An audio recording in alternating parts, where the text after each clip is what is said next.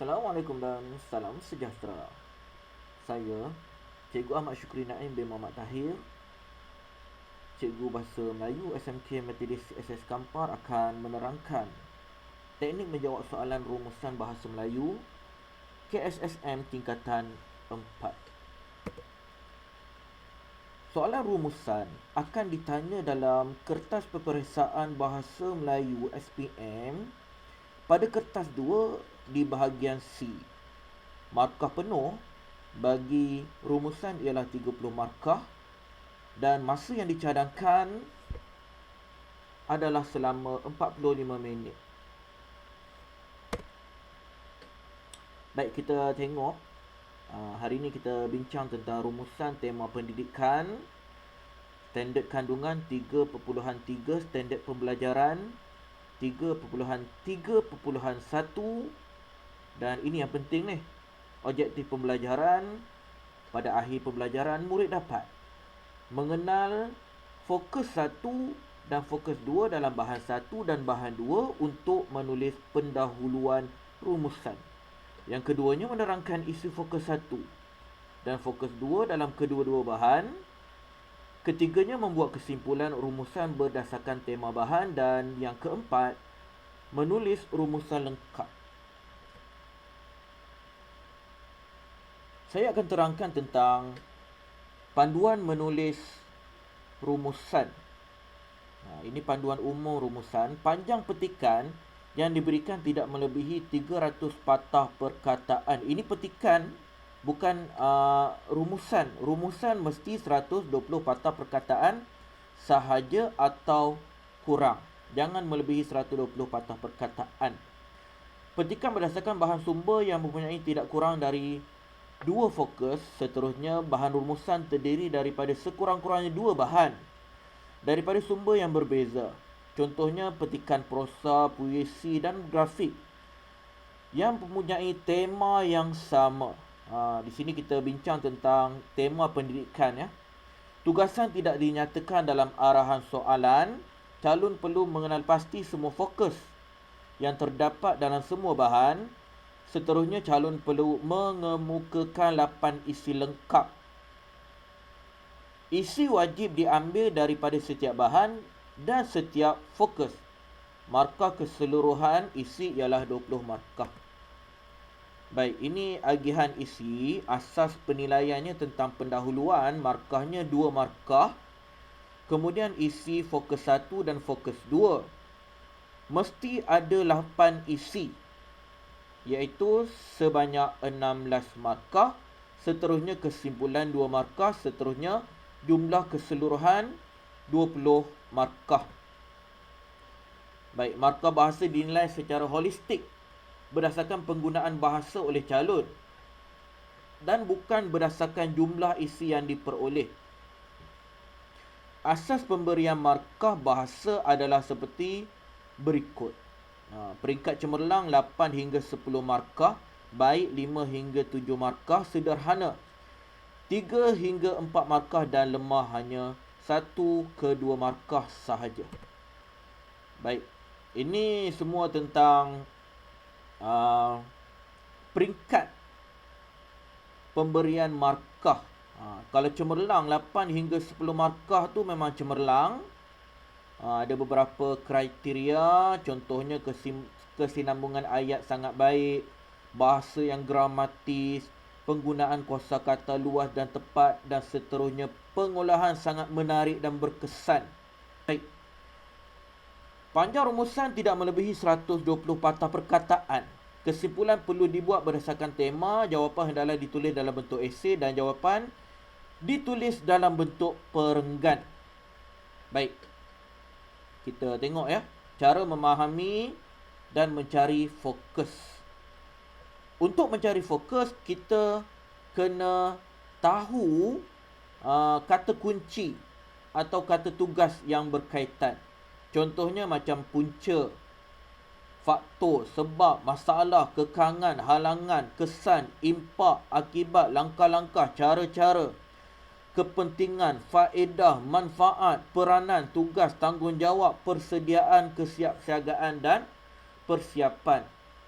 Untuk format baharu tak sama dengan format lama. Format lama, kata tugas diberi dalam arahan soalan. Tetapi untuk format baru yang kita bincangkan sekarang ini, kata tugas tidak diberi dan pelajar-pelajar perlu mencari kata tugas sendiri untuk melengkapkan pendahuluan rumusan. Baik, ini format menulis rumusan, iaitu ada pendahuluan, ada perenggan fokus 1, ada perenggan fokus 2, ada perenggan fokus 3 jika ada, dan akhir sekali ada kesimpulan. Maksudnya di sini, untuk rumusan mesti ada sekurang-kurangnya 4 perenggan. Jika ada 2 fokus. Kalau ada 3 fokus, mesti ada 5 perenggan. Baik, ini panduan menulis pendahuluan. Contoh menulis pendahuluan ada fokus ya.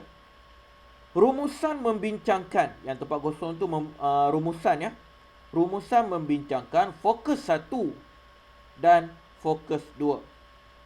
Itu kalau nak mendapatkan markah penuh 2 markah jika ada 2 fokus saja. Tetapi kalau mendapat hanya 1 fokus saja, rumusan membincangkan fokus 1 hanya dapat 1 markah sahaja. Baik, kita tengok ya. Kalau menulis ayat pendahuluan bagi 3 fokus, 3 fokus kena masukkan ketiga-tiga fokus tersebut untuk mendapatkan markah penuh pendahuluan rumusan 2 markah, iaitu rumusan membincangkan fokus 1, fokus 2 dan fokus 3. Jika hanya meletakkan 2 fokus saja bagi bahan yang mempunyai 3 fokus, maka dapat 1 markah sahaja. Baik, kita tengok ya contoh bagaimana soalan yang mungkin ditanya ataupun format yang lebih kurang sama dalam peperiksaan SPM. Kita tengok, baca petikan dan teliti bahan grafik yang disertakan di bawah. Kemudian buat satu rumusan yang panjangnya tidak melebihi 120 patah perkataan. Anda digalakkan supaya menggunakan ayat anda sendiri tanpa mengubah maksud asal petikan. Di sini kalau kita tengok, ada kemungkinan hanya ada 2 fokus. Ini contoh petikan yang jumlahnya 300 patah perkataan yang ditanya dalam rumusan. Daripada petikan ini, anda perlu tahu mencari tugasan soalan ataupun kata kunci soalan supaya kita dapat menulis pendahuluan dengan lengkap. Di sini telah diberilah tentang fokus soalan dia ataupun kata tugasan, peranan dan tanggungjawab PIBG. Ada kemungkinan kata kunci atau kata tugasan ada disertakan dalam petikan. Baik, kita tengok ya. Yang merah tu sebenarnya kita boleh jadikan sebagai pendahuluan ataupun kesimpulan. Yang merah tu. Baik, bahan 2 bahan grafik ya. Bahan 2 bahan grafik, tema tetap sama tentang PIBG. Baik, ini contoh penulisan rumusan lengkap. Pendahuluannya ada 2 markah. Rumusan atau bahan membincangkan peranan, fungsi, tanggungjawab PIBG, membantu kecemerlangan sekolah, itu fokus 1, dan cara-cara. Langkah usaha-usaha pihak sekolah menggalakkan ibu bapa hadir dalam program di sekolah, fokus 2. Ini memang ditulis ada banyak kata kunci, tetapi hanya pilih 1 saja kata kunci yang sesuai. Kalau nak mendapatkan 2 markah, mesti sertakan 2 fokus. Baik, tapi kalau anda buat begini, rumusan atau bahan membincangkan peranan atau fungsi tanggungjawab PIBG membantu kecemerlangan di sekolah. Hanya satu fokus disertakan dalam pendahuluan rumusan, hanya dapat 1 markah sahaja. Begitu juga jika anda menulis cara. Rumusan membincangkan cara-cara pihak sekolah menggalakkan ibu bapa hadir dalam program di sekolah. Fokus 2, maka dapat 1 markah sahaja. Untuk mendapatkan markah yang cemerlang, perlulah sertakan sekurang-kurangnya 2 fokus. Yang 2 fokus, letakkan 2 fokus. Tetapi kalau ada 3 fokus, letakkan 3 fokus supaya kita dapat markah yang penuh dalam pendahuluan rumusan. Baik. Teknik menulis perenggan isi. Di sini telah diberi ya. Perenggan 2, menulis fokus 1 berdasarkan bahan 1 tambah bahan 2 tambah bahan 3 jika ada.